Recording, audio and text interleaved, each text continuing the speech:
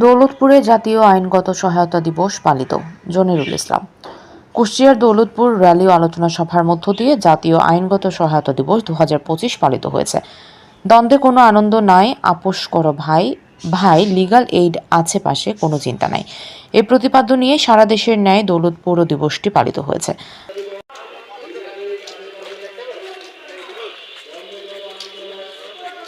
28 April সোমবার সকাল 10:30টায় দৌলতপুর আদালত প্রাঙ্গণ থেকে বর্ণাঢ্য একটি র্যালি বের করা হয়। র্যালিটি শেষে আলোচনা সভা অনুষ্ঠিত হয়।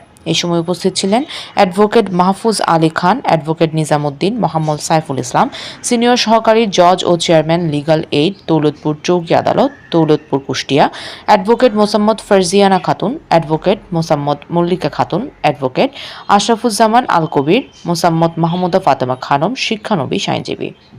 সহায়তা দিবস আদালতে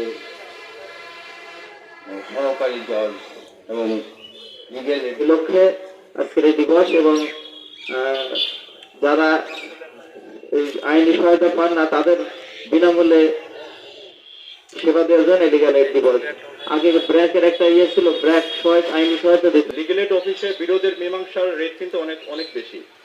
অল্প কিছু সংখ্যক যেটা হয় যেটা সম্ভব হয় না, কিন্তু ম্যাক্সিমামই কিন্তু সাকসেসফুল হচ্ছে। কুষ্টিয়া প্রতিনিধি, ডাক বাংলা টিভি।